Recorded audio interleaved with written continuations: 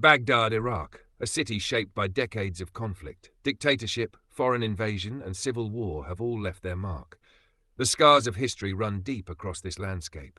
Today, nearly 8 million people live here, making Baghdad the fourth largest city in the Middle East. Yet Baghdad is only the latest in a long line of great cities to rise on the southern Mesopotamian plains. Travel southeast from the modern capital, and the city gives way to desert. Before long, vast earthen mounds appear on the horizon. This is a land of tells, man-made hills formed from the accumulated remains of thousands of years of human settlement. Once centers of power and authority, they now stand silent and desolate, guarding the memory of civilizations long vanished. Halfway between Baghdad and the Persian Gulf, just southwest of the modern town of Nasiriyah, stands one of the greatest of these mounds. Long ago, the Euphrates River flowed past this place, sustaining a thriving city. More than 2,000 years ago, the river changed its course, abandoning the settlement and leaving behind only rubble, dust, and bone. Over time, wind and sand buried the city completely. For centuries, it lay forgotten. Then, in the mid-19th century, strange artifacts began appearing in local markets, objects inscribed with an unfamiliar script. At the same time, archaeology was undergoing a revolution. Through the painstaking work of scholars, a new field emerged: Assyriology. The ancient script cuneiform was finally deciphered, allowing voices from the distant past to be heard once more. What scholars discovered was extraordinary. The mound was the ancient city of Ur, mentioned in the Bible as the birthplace of Abraham, patriarch of Judaism, Christianity, and Islam. Once among the greatest cities on earth, Ur had flourished thousands of years before its decline. By the early 20th century, archaeology had moved beyond simple artifact collection. In 1920, a full scientific excavation of Ur began under the leadership of British archaeologist Leonard Woolley. Over 14 years, his team uncovered a city continuously inhabited from around 5000 to 500 BC.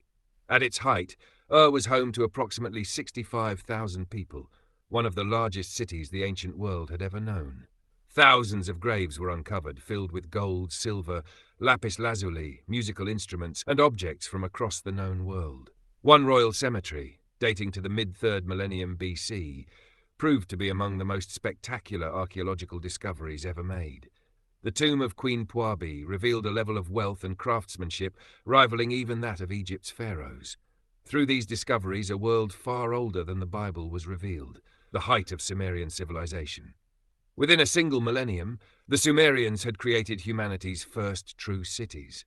Protected by towering walls and dominated by massive temple complexes known as ziggurats, these urban centers represented the most advanced civilization of their time. In a land poor in natural resources, the Sumerians mastered irrigation, producing agricultural surpluses that allowed science, mathematics, administration, and writing to flourish. But prosperity was not shared equally. By the 24th century BC, deep divisions had emerged. Texts from cities like Lagash describe a society split between wealthy elites and impoverished commoners burdened by debt, many forced to sell their own children into slavery. The system began to fracture, and violent competition between city-states intensified. From this turmoil emerged new rulers, men who sought power through conquest. One such ruler, Lugal-Zaggisi of Umma, briefly united much of southern Mesopotamia. But his reign was short-lived. From the north rose another figure, an outsider named Sargon of Akkad. In the 24th century BC, Sargon defeated Lugal-Zaggisi and forged what is widely regarded as the world's first true empire. With a standing army and centralized rule, he reshaped Mesopotamia and set a model of empire that would endure for 2,000 years. Though the Sumerians would eventually fade from memory, their innovations, and the empire that replaced them, would shape the course of human civilization forever. This bronze head, masterfully cast and meticulously detailed, was far more than a symbol of royal authority. In the ancient Mesopotamian world, such an image was believed to embody the king himself. It did not merely represent his likeness, it stood in for his presence, acting as a surrogate when the ruler was absent. The fact that this head was still on display and deliberately defaced centuries later, during the sack of Nineveh in the 7th century BC, suggests that the power of the man it depicted endured long after his death, perhaps for more than 1,000 years. The figure itself breaks sharply from earlier Sumerian traditions. Where rulers had once been shown bald, smiling and benevolent, this image presents something new: elaborate, carefully arranged hair. Whether a wig or a distinctly Akkadian style remains uncertain. But the change was not merely cosmetic. Under Sargon of Akkad, transformation ran far deeper. For over a millennium, Sumerian society had been dominated by an alliance of priesthood and hereditary elites. Together, they controlled land, temples, and resources, especially in the great cities, where powerful families monopolized religious and economic life. Sargon shattered this system. He stripped the priesthood and nobility of their lands, replacing them with governors personally chosen for their loyalty to him alone. These Akkadian officials retained much of the agricultural surplus themselves, ensuring both immense personal wealth and unwavering allegiance to the new regime. In doing so, Sargon dismantled the old power structures that had defined Sumer for centuries. Although compensation was sometimes offered, land seizures were ultimately enforced by power. Resistance was not tolerated. Control extended beyond farmland.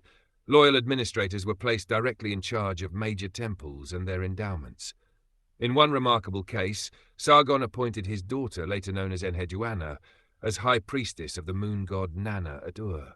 Through her, royal authority became inseparable from divine sanction. With Sumer secured, Sargon turned outward. He claimed dominion over territories stretching from Elam in modern southwestern Iran to the shores of the eastern Mediterranean. Diverse peoples, speaking different languages and worshipping different gods, were brought under a single political authority for the first time in history. One city preserves clear evidence of this expansion. Excavated in the 1960s, the Syrian city of Ebla yielded one of the largest cuneiform archives ever discovered, along with destruction layers that align closely with Akkadian conquest narratives. Once a major center of Bronze Age urban life, Ebla became an Akkadian provincial city. The political heart of civilization now shifted north. Sargon founded a new capital, Akkad, along the Euphrates. From here, he ruled an empire sustained not only by conquest, but by trade. Goods flowed in from Bahrain, Oman, Anatolia, Elam, the Levant, and beyond. Akkad became both the administrative and commercial center of the known world. Sargon also pioneered new forms of power projection.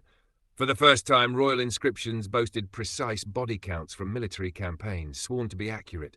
It was an early form of political propaganda, designed to inspire fear, awe, and submission. Akkadian was declared the official language of administration, gradually replacing Sumerian as the spoken tongue, even as scribes continued to study the older language for centuries to come. When Sargon died after a reign of 56 years, rebellion erupted almost immediately. His empire survived, but only through extreme violence. His son Remush crushed revolts across Sumer, tearing down city walls, killing thousands, enslaving survivors, and deporting entire populations. Vast tracts of land were seized and redistributed to loyal supporters, permanently dismantling ancient religious and civic institutions. Remush ruled for only 9 years before being assassinated within his own court. His successor, Manishtushu, proved more cautious. Rather than ruling solely through terror, he focused on stabilizing the empire, expanding trade, and consolidating administration. Under his reign, Akkad reached from Anatolia to Iran, a true land empire. Yet, power remained fragile. Manishtushu too was murdered. His son, Naram-Sin, would inherit a realm on the brink of collapse and elevate it to unprecedented heights. Revered as a god in his lifetime, Naram-Sin presided over the classical age of Akkadian art and empire, even as his reign began amid the greatest revolt Mesopotamia had ever seen. It was a moment that would determine whether the world's first empire would endure or vanish into history. Naram-Sin described the conflict as the Great Revolt, a massive uprising led by the cities of Kish and Uruk, the latter still among the largest cities on earth at the time. Before long, nearly every major city of Sumer, along with imperial territories in Elam and the western lands, raised their banners in open rebellion against Akkadian rule. According to Naram-Sin's own inscriptions, it took 9 major battles to crush the uprising. One by one, the rebel cities fell, and order was violently restored across the empire. As had become standard practice in Akkadian warfare, the defeated paid a terrible price. At Kish, the Euphrates was said to have run thick with bodies, fallen defenders thrown into the river as the city gates were breached. More than 2,500 people were slaughtered, and the punishment did not end there. Once the fighting ceased, Naram-Sin ordered Kish's walls torn down, and the city deliberately flooded. In the Sumerian heartland, Uruk led a powerful coalition that included Lagash, Umab, Isin, Shuruppak, and even Nippur, the sacred religious center of Mesopotamia. These cities suffered much the same fate. Thousands were killed, their ancient walls dismantled, and, in a grim hallmark of Akkadian campaigns, their cities flooded as an unmistakable warning to all others. The destruction may seem excessive, but Naram-Sin, an exceptionally capable military commander, intended to send a clear message. Defiance within the Akkadian realm would be answered with annihilation. With the empire finally subdued, Naram-Sin turned his attention outward. Over the course of his 36-year reign, he expanded Akkadian power to its greatest territorial extent, stretching from Mahashi in present-day Iran, across the Fertile Crescent to the Mediterranean Sea, and possibly even Cyprus. One such victory is immortalized on the famous victory stele of Naram-Sin, where the king is depicted trampling his enemies from the Zagros Mountains beneath his feet. Under Naram-Sin, the empire reached its military, economic, and artistic zenith. He was remembered not only as a conqueror, but also as a great builder, renovating sacred sites across Mesopotamia. His most ambitious project was the restoration of the Ekkor temple at Nippur, dedicated to the god Enlil, one of the most sacred structures in the ancient world. Records from the city describe hundreds of workers and dozens of specialized craftsmen, goldsmiths, sculptors, carpenters, and woodworkers, brought from across the empire to complete the task. By this time, almost no one living remembered a world before Akkadian rule. Seeking to secure absolute authority, Naram-Sin went further than any ruler before him. He did not merely rule by divine favor, he declared himself divine.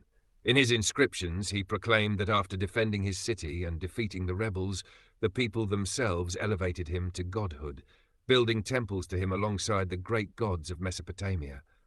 Yet it was this act that would later tarnish his legacy. In generations that followed, Naram-Sin was remembered less as a heroic king and more as a cautionary figure.